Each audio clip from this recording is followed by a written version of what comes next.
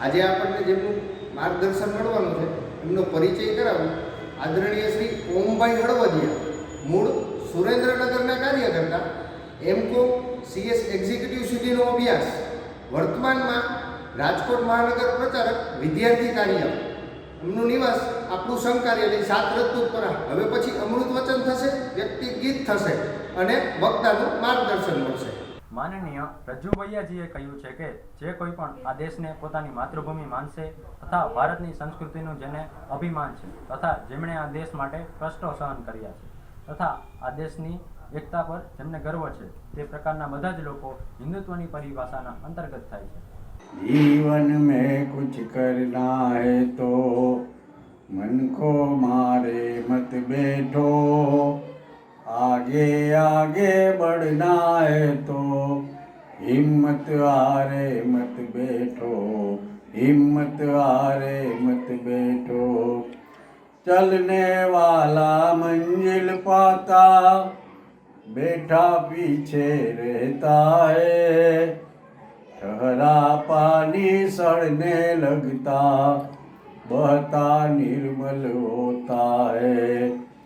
पाँव मिले चलने के खातिर, पाँव पसारे मत बैठो, आगे आगे बढ़ना है तो हिम्मत हारे मत बैठो, हिम्मत हारे मत बैठो.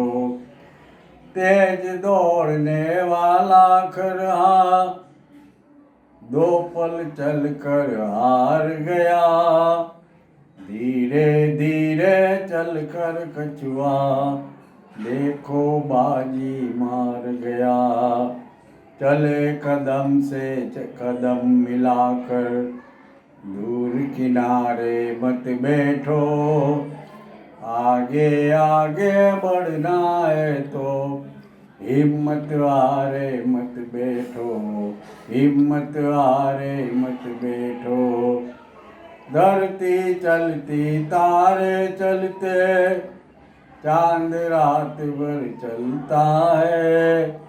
किरणों का उपहार बांटने सूरज रोज निकलता है.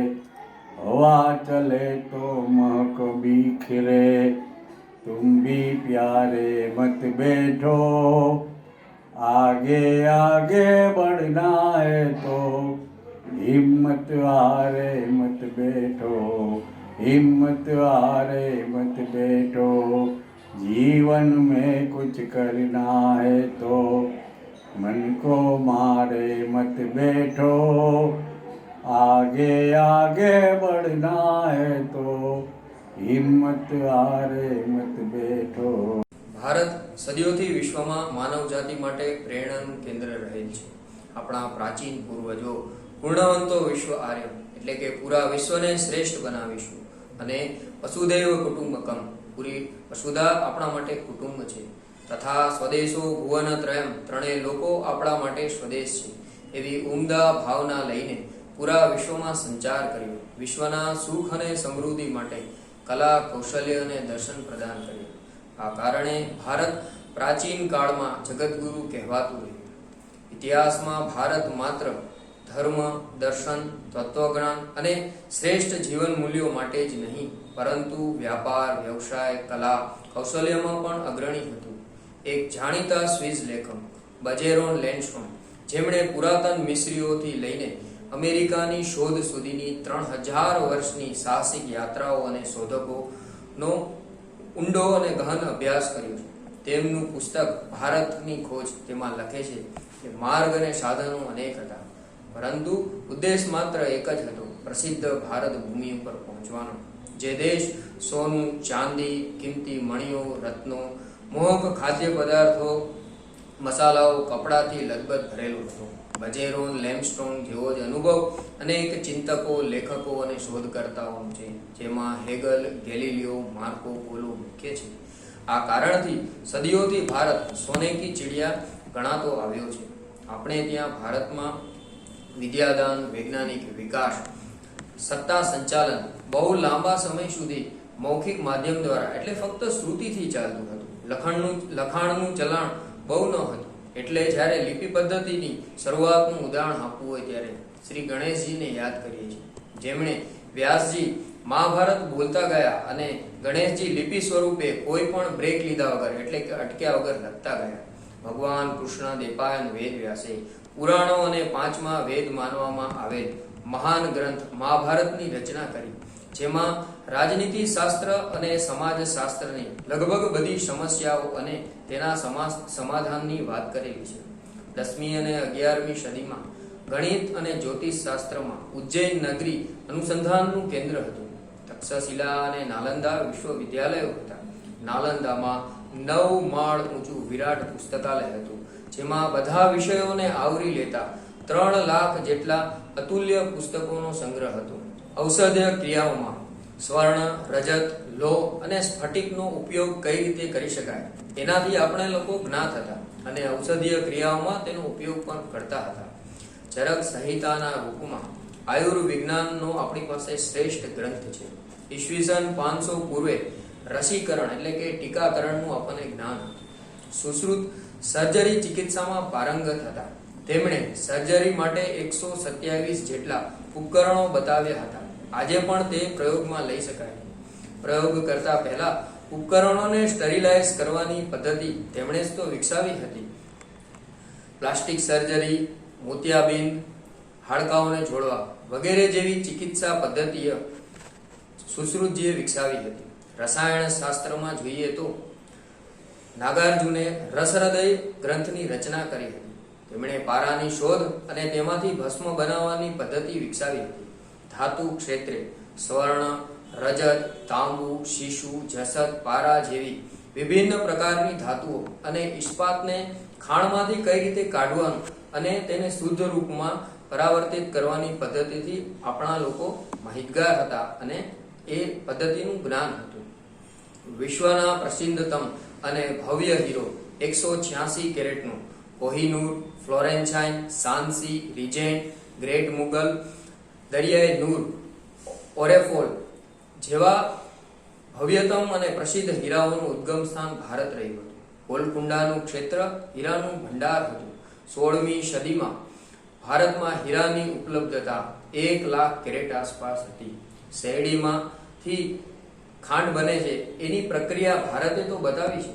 કપાસનો ઉપયોગ કેમ કરવો એ વિશ્વને ભારતે બતાવ્યું છે.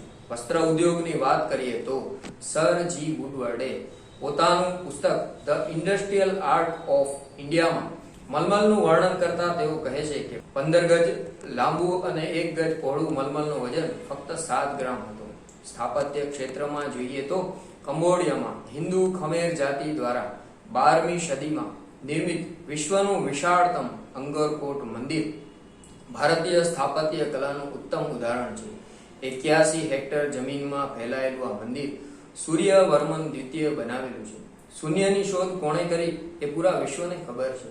કમ્પ્યુટરની બધી ક્રિયાઓનો આધાર ઇતિ અને નેતિ પર આધાર એટલે કે છે અને નથી, 1 અને 0 બે સંખ્યાના પ્રયોગથી આ યંત્ર કાર્ય કરી લે છે. બાયનરી, ઓક્ટાડેસિમલ, હેક્ટાડેસિમલ જેવી ગણન પદ્ધતિઓ શૂન્યના પ્રયોગ વગર સંભવ નથી. ઓમ પૂર્ણમદ મંત્ર તે સમગ્ર ગણિત શાસ્ત્રનો આધાર છે. આજે પણ હિન્દુ ગણિત કાલગણના પ્રસિદ્ધ, સૂક્ષ્મ, પ્રાચીન અને વૈજ્ઞાનિક છે. આવી તો કેટલી ઉપલબ્ધિઓ અને શોધો ભારતના નામે ભારત વર્ષ પાસે અનેક ક્ષેત્રોમાં હતી. આ બધી ઉપલબ્ધિઓનું સ્મરણ અને વર્ણન એટલે કર્યું કે ધર્મ, દર્શન, તત્વજ્ઞાન, વિજ્ઞાન, વ્યાપાર, વ્યવસાય, કલા, કૌશલ્યમાં આપણે પ્રાચીન કાળથી આત્મનિર્ભર હતા. આપણી અર્થવ્યવસ્થા અને સંસ્કૃતિ સ્વદેશી હતા, પરંતુ આપણે આર્થિક અને સાંસ્કૃતિક રીતે પરાધીન થયા. એવું કેમ બન્યું? હજારો વર્ષો સુધી જે દેશ જગતગુરુ અને સોને કી ચિડિયા ગણાતો રહ્યો તેની ઉપર છેલ્લા 1500 વર્ષોમાં થયેલા ક્રૂર આક્રમણોથી, અમુક આ દેશના પોતાના જ સામાજિક દોષોથી અને મુસલમાનો તેમજ અન્ય ધાર્મિક આક્રમણોથી, લૂંટથી, અંગ્રેજોના 190 વર્ષના શાસનકાળમાં આર્થિક દ્રષ્ટિથી ભારતનું એટલું તો શોષણ થયું કે સોને કી ચિડિયા કંગાલ બન્યું. અહીંની ખેતી, ઉદ્યોગ અને વ્યાપારને નષ્ટ કરી દેવામાં આવ્યા. એક રીતે જોઈએ તો ભારતીય સમાજને કન્ફ્યુઝડ માઇન્ડ કરી દેવામાં આવ્યું. તેના ગૌરવ સંસ્કૃતિને વિસ્મૃત કરી દેવામાં આવ્યા. પૂરા વિસ્મૃત કરી દેવાના પ્રયત્નો પણ કરવામાં આવ્યા. 1835ની સાલમાં લોર્ડ થોમસ બોબિંગટન મેકોલોએ અંગ્રેજી શિક્ષણ પદ્ધતિ શરૂ કરી. તેનો હેતુ હતો આગામી પેઢીના ભારતના લોકો પોતાની પરંપરા, સંસ્કૃતિ અને ઇતિહાસ પ્રત્યે ગૌરવનો ભાવ ન રાખે. ધીરે ધીરે સંસ્કૃત પાઠશાળાઓને સમાપ્ત કરી અંગ્રેજી ભાષાને શાળાઓમાં અનિવાર્ય કરવામાં આવ્યું. તેમાં કોઈ પણ વિષયમાં ભારતનું પ્રદાન છે એવા પ્રકારનો સંદર્ભ આવવા જ ન દીધો. વિજ્ઞાનના વિષય અંગે આ બાબતનું વિશેષ ધ્યાન રાખવામાં આવ્યું. પરિણામે અંગ્રેજી શાળાઓમાં ભણીને બહાર નીકળતા ડિગ્રી ધારકીઓ ભારતના પ્રદાન અંગેની જાણકારીથી વંચિત થતા ગયા. અંગ્રેજોનો ઉદ્દેશ તો સામ્રાજ્યવાદી હતો. તેથી તેમણે શિક્ષણને આ દેશના મૂળમાંથી કાપી નાખવાના પ્રયત્નો કર્યા. વિકાસની દ્રષ્ટિથી દુનિયામાં જે કંઈ પણ પ્રદાન છે એ યુરોપીય દેશથી આવેલું છે. તેમાં આપણું પણ કોઈ યોગદાન હોઈ શકે અથવા તો આવું યોગદાન કરી શકીએ એવું સ્વાભિમાન જાગવાને બદલે અનુકરણની, દાસ્તાની મનોવૃત્તિ ભારતીય માનસ પર પડી. આ માટેનું એક ઉદાહરણ જોઈએ તો આપણા પ્રખ્યાત વૈજ્ઞાનિક અને પૂર્વ રાષ્ટ્રપતિ એપીજે અબ્દુલ કલામ પોતાના અનુભવ વર્ણવતા કહે છે કે મારા ઓરડામાં એક કેલેન્ડર ટાંગેલું છે. તે જર્મની કંપની દ્વારા છપાયેલું છે અને તેમાં આકાશમાં સ્થિર ઉપગ્રહો દ્વારા યુરોપ અને આફ્રિકાની તસવીરો ખેંચાયેલી છે. આ ચિત્રને સૌ કોઈ જોતા આકર્ષિત થઈ જાય અને પ્રભાવિત થઈ જાય છે. પરંતુ જ્યારે તેમને કહેવામાં આવે છે કે આ ચિત્ર ભારતીય દૂર સંવેદી ઉપગ્રહો દ્વારા ખેંચાયેલ છે, ત્યારે તેમના ચહેરા ઉપર અવિશ્વાસના ભાવ ઉત્પન્ન થાય છે. પરંતુ જ્યારે કેલેન્ડરમાં નીચે આપેલ માહિતી આ ભારતીય દૂર સંવેદી ઉપગ્રહો દ્વારા ખેંચાયેલ તસવીર મેળવવા બદલ આભાર વ્યક્ત કરતું માહિતી જ્યાં સુધી ન વાંચે ત્યાં સુધી એના અવિશ્વાસના ભાવો દૂર થતા નથી. પરંતુ આ ભારત ભૂમિ છે, જગત જનની છે, વિશ્વ માતા છે. જેમ ફિનિશ પક્ષી રાખમાંથી પણ બેઠું થાય છે, એવી આ તાસીર ભારત વર્ષની છે. વર્ષોના ધાર્મિક, સામાજિક, આર્થિક આક્રમણો, લૂંટ પછી પણ ભારત દેશ આજે આઝાદ અને સ્વતંત્ર છે. વિશ્વના પ્રગતિશીલ દેશોમાં તે અગ્રક્રમે છે. વિશ્વની ચોથી મોટી ઇકોનોમી એટલે કે વિશ્વનું ચોથું મોટું અર્થતંત્ર છે. વર્તમાન નજીકના કાલખંડમાં ભારત દેશે ઘણા ક્ષેત્રોમાં પ્રગતિ કરી છે અને વિશ્વમાં સ્થાન મેળવ્યું છે. જેમ કે પ્રવાસન ક્ષેત્રમાં ભારત 52મા સ્થાને હતું, એ વર્તમાનમાં 34મા સ્થાને છે, એટલે કે 18 અંકની છલાંગ લગાવી છે. આ ઉદ્યોગનો દેશના કુલ રોજગારમાં 12.38%નો હિસ્સો છે. આ ક્ષેત્ર ભારતનું ત્રીજું સૌથી વિદેશી ધન કમાવી આપનારું શુદ્ધ સ્વદેશી ક્ષેત્ર છે. રક્ષા ક્ષેત્રમાં વિદેશી નિર્ભરતા ખતમ કરવા માટે સતત પ્રયત્નો કરી રહ્યા છીએ. રક્ષા મંત્રાલય દ્વારા ભારતમાં નિર્મિત અને અનેક હથિયારો જેવા કે HAL તેજસ, અગ્નિ 5, PCB, 954 સ્વદેશી પાર્ટ્સ દ્વારા નિર્મિત વરુણાસ્ત્ર, MS, AM વગેરે આપણી રક્ષા ક્ષેત્રના આત્મનિર્ભરના ઉદાહરણો છે. મેડિકલ ટુરિઝમ જે વિશ્વભરમાં નવું જ પર્યટન ક્ષેત્ર વિકસી રહ્યું છે. જ્યારે સ્વદેશી અપનાવવાની વાત જોરે ચાલી છે, ત્યારે આપણા માટે ગૌરવની વાત એ છે કે વિશ્વમાં આ ક્ષેત્રમાં ભારત ટોચ ઉપર છે. શરૂઆતમાં એ 300 કરોડનું હતું, જે અત્યારે વધીને 900 કરોડ સુધી મેડિકલ ટુરિઝમ પહોંચ્યું છે. ભારતે રિફાઇનરી ક્ષેત્રે નિવેશ પર ધ્યાન કેન્દ્રિત કર્યું છે. ભારત કાચા તેલની સૌથી વધારે આયાત કરતો દેશ હોવા છતાં પણ રિફાઇનરી ક્ષેત્રે, પેટ્રોલિયમ પેદાશ ક્ષેત્રે હવે એ નિકાસ કરતો દેશ બની ગયો છે. ભારત 40 પ્રકારના ખનિજ, 10 પ્રકારના ધાતુ ખનિજ અને 87 પ્રકારના ખનિજોનું ઉત્પાદન કરે છે. સાથે સાથે હવે તેની નિકાસ કરતો પણ થઈ ગયો છે. રત્નો તેમજ ઘરેણાના ઉત્પાદન અને નિર્યાત બાબતે ભારત વિશ્વના અગ્રણી દેશોમાં સ્થાન ધરાવે છે. ફક્ત અમેરિકા, હોંગકોંગ અને UAEમાં કુલ નિકાસના 75% હિસ્સો ધરાવે છે. ભારતનું દવા બજાર મૂલ્ય અને આકારમાં વિશ્વમાં 14મા સ્થાને છે. વર્તમાનમાં વિશ્વના 200 જેટલા દેશોમાં ભારતમાંથી બનેલી દવા અને તેને સંબંધિત ઉત્પાદનોની નિકાસ કરે છે. વર્તમાન સમયમાં ભારત ટ્રેક્ટર મેન્યુફેક્ચરિંગમાં વિશ્વનો સૌથી પ્રમુખ દેશ છે. આપણે ત્યાં 13 ટ્રેક્ટર ઉત્પાદન કરતી કંપનીઓ છે. એક આંકડા મુજબ એકલા ભારતમાં જ આખા વૈશ્વિક ટ્રેક્ટર ઉત્પાદનનું 33% ઉત્પાદન ભારતમાં થાય છે. ભારત દ્વારા નિર્મિત ટ્રેક્ટર આફ્રિકા, મધ્ય પૂર્વ એશિયા, દક્ષિણ અમેરિકા સહિતના અનેક દેશોમાં નિકાસ પણ થાય છે. આ ઉપરાંત ડીઝલ એન્જિન, ઇલેક્ટ્રિક મોટર્સ અને કૃષિ મશીનોની પણ નિકાસ કરવામાં આવે છે. ભારત વિશ્વના કુલ કપાસ બજારમાં 25% જેટલું કપાસ અને તેની સાથે સંકળાયેલ ઉત્પાદનોની આપૂર્તિ કરે છે. લગભગ 166 દેશોમાં ભારત કપાસની નિકાસ કરે છે. ભારત દર વર્ષે વિશ્વમાં 85 લાખ ટન મસાલાનું નિકાસ કરે છે. મંગલયાન ભારતીય વૈજ્ઞાનિકો દ્વારા નિર્મિત અને પૂરા વિશ્વમાં પ્રથમ પ્રયાસ દ્વારા સફળ થયેલ મિશન છે. કોરોનાના સંકટ સમયમાં પણ ભારતમાં દરરોજ 2 લાખ પીપીઈ કિટ અને 2 લાખ N95 માસ્ક બની રહ્યા હતા.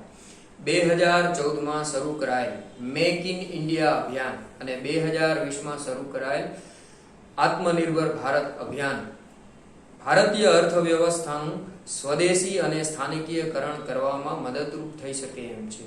ભારતીય અર્થવ્યવસ્થા માટે આ બંને અભિયાનો ટર્નિંગ પોઈન્ટ સાબિત થઈ શકે એમ છે. મેક ઇન ઇન્ડિયા અભિયાન એ ભારત અને વિશ્વને ભારતમાં ઉત્પાદન કરો એનું માટેનું આમંત્રણ આપે છે. આ અભિયાન મેડ ઇન ઇન્ડિયા નથી. જો મેડ ઇન ઇન્ડિયા અભિયાન હોત તો ભારતને વિશ્વના બજારમાં સીમિત બનાવી દે, પરંતુ મેક ઇન ઇન્ડિયા એ સમગ્ર વિશ્વને ભારતમાં નિર્માણ કરવા માટેની આમંત્રણ આપવાની સાથે સાથે એના માટેનું વાતાવરણ નિર્માણ કરવાની જવાબદારી પણ લે છે. આના લીધે ભારતના લોકોને પોતાના વ્યવસાય અને રોજગારીમાં વિપુલ તકો અને સંભાવનાઓ ઊભી થવાની શક્યતાઓ રહેલી છે. આત્મનિર્ભર ભારત અભિયાન ભારત માટે તો ખરું છે, પરંતુ પૂરા વિશ્વ માટે બહુ મોટું અને મહત્વનું અભિયાન છે. આર્થિક દ્રષ્ટિએ તો ખરું, પરંતુ સામાજિક દ્રષ્ટિએ પણ આત્મનિર્ભર અભિયાન ઉપયોગી છે. આ ફક્ત કોઈ આર્થિક પેકેજ નથી, પરંતુ એક નીતિગત બદલાવના વિશ્વાસ સાથે ભારતીય અર્થતંત્રને આત્મનિર્ભર અને તેનું સ્વદેશીકરણ કરવા માટેનો સંકલ્પ છે. આત્મનિર્ભર અભિયાન દેશના મજૂરો, ખેડૂતો, ઉદ્યોગી સાહસિકો, લઘુ અને મધ્યમ ઉદ્યોગોને મજબૂત કરવા માટે છે. આત્મનિર્ભર અભિયાનમાં 2 મહત્વની વાતો કરાયેલી છે. એક તો આપણા લઘુ અને મધ્યમ ઉદ્યોગોની પરિભાષામાં વ્યાપકતા બતાવી છે. સાથે સાથે સરકાર દ્વારા જે લોન કર્જ આપવામાં આવે છે એ સરકાર કોઈ ઉપકાર કરીને આપતું નથી એવી ભાવના પણ અને એવું વ્યવસ્થા તંત્ર પણ ઊભું કરવામાં આવ્યું છે. એટલે કે આ ભારત સરકારે સીધું સમાજ સાથે જોડાઈને અને આપણી ભારતીય સંસ્કારિતાના દર્શન પણ કરાવ્યા છે. આત્મનિર્ભર અભિયાને કેટલાક સંકેતો પણ આપેલા છે. આપણે સ્વયં નિયંત્રિત નથી થવાનું, વિશ્વથી અલગ થઈ જવું એવો ઉપદેશ પણ નથી, અને આપણે સંરક્ષણવાદી થઈ જવું એ પણ નથી. વિશ્વ સાથેનો નાતો તોડી નાખવો એ ઉદ્દેશ જરા પણ નથી, પરંતુ આપણે એફિશિયન્ટ એટલે કે સક્ષમ, કોમ્પિટિટિવ એટલે સ્પર્ધાત્મક, રેઝિલિયન્ટ એટલે સ્થિતિસ્થાપક, સેલ્ફ સસ્ટેનિંગ એટલે કે જાતે ટકાવી રાખનાર, અને સેલ્ફ જનરેટિંગ એટલે કે જાતે ઉત્પન્ન કરનાર બનવાનો પ્રયાસ કરવાનો છે. આત્મનિર્ભર અભિયાન અર્થતંત્ર એટલે ઇકોનોમી, આધુનિક વ્યવસ્થા એટલે ઇન્ફ્રાસ્ટ્રક્ચર, પ્રાદ્યોગિક વિજ્ઞાન એટલે ટેકનોલોજીને આધારિત હોય, જે આપણા લોકતંત્રને ધબકતું અને ડિમાન્ડિંગ રાખવાના ઉદ્દેશથી છે.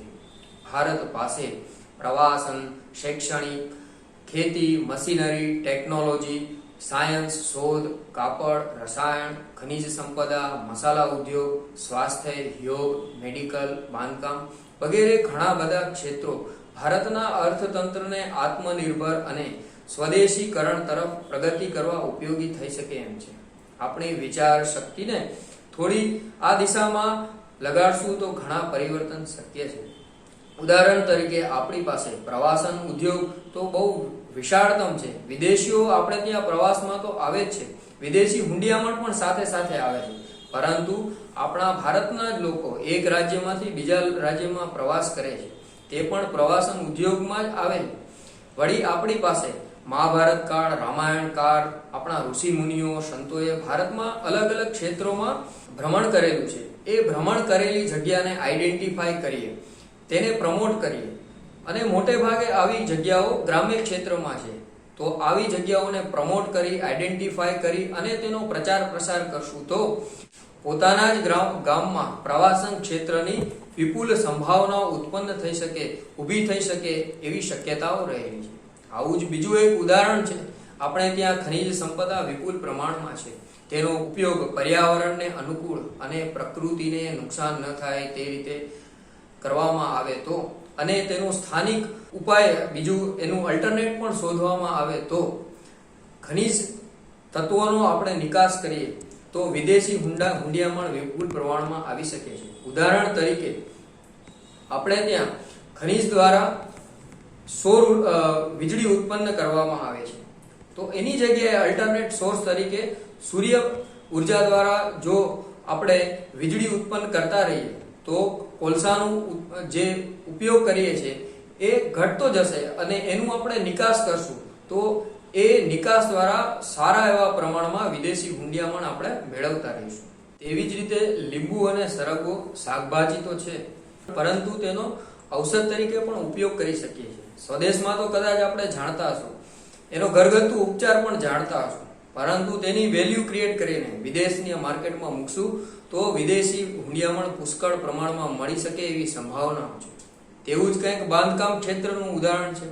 અત્યારે 2 BHK 3 BHK નાના મોટા બંગલોઝ બનાવતા હોય છે. તેમાં દેવસ્થાન અથવા તો પોતાના કોઈ એક રૂમથી શરૂઆત કરીએ તો ગાયના ગોબરમાંથી બનેલી એનું લીપણ કરીએ, તેમાં સરસ મજાની ઇન્ટેરિયર ડિઝાઇનિંગ કરશું આપણે, તો ગાય માતાને રક્ષણ તો મળશે, સાથે ગામડાઓને પણ કંઈ ને કંઈ રોજગારી મળશે. સાથે સાથે ઇન્ટિરિયર ડિઝાઇનિંગનો એક મોટો ઉદ્યોગ શરૂ થશે. આ એક સાયકલ છે, તે સતત ચાલતી રહેશે, અને સાથે આપણને નેચરલ હોમનો પણ અનુભવ થશે. આવા નાના નાના વિચારો મારી સમક્ષ હતા જે મેં તમને મૂક્યા. આવા નાના નાના ઇનોવેશન અને ઇનિશિયેટિવ માટે વિચારતા રહીશું તો આપણે જ્યાં છીએ ત્યાં જ રોજગારની પુષ્કળ તકો ઊભી કરી શકીશું અને આત્મનિર્ભર ભારત અભિયાનને સાચા અર્થમાં નિર્માણ કરી શકીશું. સાથે સાથે આ બાબતો માટે પણ વિચારીએ, જેમ કે ખેતી એ ઉદ્યોગ છે, તેને નિમ્ન કે ખરાબ વ્યવસાય ન સમજીએ. ભારત ખેતી પ્રધાન દેશ છે. એ વાત એ સૂચવે છે કે ખેતી એ તેની પ્રાયોરિટી છે, તેમાંથી થતા ઉત્પાદનો પણ તેની પ્રાયોરિટી છે. જેમ ધર્મસ્ય મૂલમ અર્થમ, તેમ ખેડૂતોએ પોતાની કરેલી મહેનત અને મોલનું પૂરતું અને યોગ્ય વળતર મળે એવું વાતાવરણ નિર્માણ કરવું પડશે. ખેડૂતે પણ ખેતીની ગુણવત્તા અને સાત્વિકતા પર ધ્યાન આપવું પડશે. મશીનરી અને ટેકનોલોજી એવી વિકસાવીએ કે જેનાથી માણસને રોજગાર મળે, નહીં કે જેનાથી માણસ બેકાર બને અને માનવ જાતિથી તેનું કનેક્શન કટ થાય.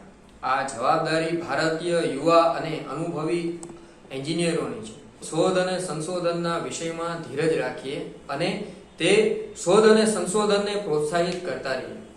પ્રોડક્ટ જે પણ ઉત્પાદિત કરીએ તે સરળ બનાવીએ, તેના ઉપયોગને અટપટી ના બનાવીએ, એટલે કે કોમ્પ્લેક્સ ના બનાવીએ. ડિસ્ટ્રીબ્યુશન અને માર્કેટિંગ ક્ષેત્રના આપણા પાસાને મજબૂત કરીએ અને તેનું સાતત્ય જળવાઈ રહે તેની સતત આપણે ચિંતા કરીએ. વ્યાપાર, ઉદ્યોગ, ખેતી, નોકરી વગેરેના ક્ષેત્રમાં સરકાર દ્વારા આવતા નિયમોને પોતાના કાર્યક્ષેત્રમાં સરળ અને સમજી શકાય તેવી રીતે મૂકીએ. બેન્કિંગ સેક્ટરની ઉપયોગિતા અને આર્થિક વ્યવહારોમાં તેની ઉપયોગિતાથી સૌને માહિતગાર કરતા રહીએ અને તેની સરળ સમજણ દરેક ભારતીય પાસે હોય એવું માળખું બનાવીએ, જેથી કરી નાણાકીય વ્યવહારો સરળ અને ઝડપી બનાવી શકીએ. આપણી પાસે ઇન્ટરનલ અને એક્સટર્નલ માર્કેટ છે. ઇન્ટરનલ એટલે આપણા પોતાનું જ 135 કરોડના જનસંખ્યા વાળો દેશ છે. તેમાં રીતિ નીતિ, ખાન પાન, પોશાક, તહેવારો, ઉત્સવો અલગ અલગ છે. એ પણ એક અર્થવ્યવસ્થા માટે હકારાત્મક પાસું છે. અને એક્સટર્નલ માર્કેટમાં આપણા પાસે પૂરું વિશ્વ છે. પ્રતિભા સંપન્ન યુવાનો છે. 65% વધારે યુવાધન છે. નવી શિક્ષણ નીતિ છે. પરિવાર વ્યવસ્થા છે, જે આર્થિક અને સાંસ્કૃતિક સદ્ધરતાનું બહુમૂલ્ય પાસું છે. તેનું કોઈ પણ સંજોગોમાં સંવર્ધન કરવું એ આપણું નૈતિક દાયિત્વ છે. જો તેમાં ઢીલાસ કરશું તો વ્યક્તિગત, દેશ અને પૂરા વિશ્વને નુકસાન તો થશે જ, પરંતુ આપણી વસુધૈવ કુટુંબકમની મૂલ્યવાન ભેટથી વિશ્વને વંચિત રાખીશું. 21મી સદી ભારતની છે. વિશ્વને આપણા પાસેથી કંઈ ને કંઈ આશા છે. આપણા ઉદ્યોગ, વ્યવસાય, નોકરી, ખેતી વગેરે ક્ષેત્રોમાં રાષ્ટ્રને કેન્દ્રમાં રાખી આપણી પ્રગતિનો વિચાર કરીશું તો વિશ્વને કંઈક નૂતન, સાત્વિક અને ચિરંજીવ આપી શકીશું. આત્મનિર્ભર શબ્દમાં આત્મા એટલે પોતાની જાત માટેની વાત છે. તેને ગૌરવિત કરવી કે નહીં એ પણ આત્મા પર જ આધારિત છે. શિવાજી મહારાજે 1639માં જ્યારે પોતે 12 વર્ષના હતા ત્યારે સ્વરાજ માટે મુદ્રા એટલે કે કરન્સી છાપી.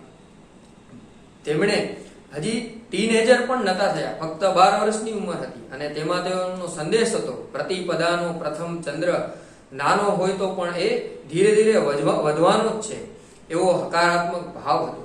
30 વર્ષની આયુમાં સ્વામી વિવેકાનંદ 7 સમંદર પાર કરી શિકાગોમાં વિશ્વ ધર્મ સંમેલનમાં વિશ્વને ભારતના આધ્યાત્મિક ચિંતન અને દર્શન તરફ શ્રદ્ધાવાળાને આકર્ષિત કરી શક્યા. ભગતસિંહ ભલે 23 વર્ષની ઉંમરે ફાંસીએ લટકી ગયા, પરંતુ તેમના 16 વર્ષથી 23 વર્ષ સુધીના જીવનનું અધ્યયન કરીએ તો રાષ્ટ્રને તેઓ ઘણું આપી ગયા છે. આવા યુવા અવસ્થાના કેટલાય વીરોના ઉદાહરણ આપણી પાસે છે. શું કોઈ વિદેશી તાકાત આ ઉદાહરણો, આવા જીવનોને આપણી સામે મૂકશે ત્યારે તેને આપણે સ્વીકારીશું? યુવા દેશમાં ચુનૌતીઓ સહજતાથી સ્વીકારવાનો સ્વભાવ હોય છે.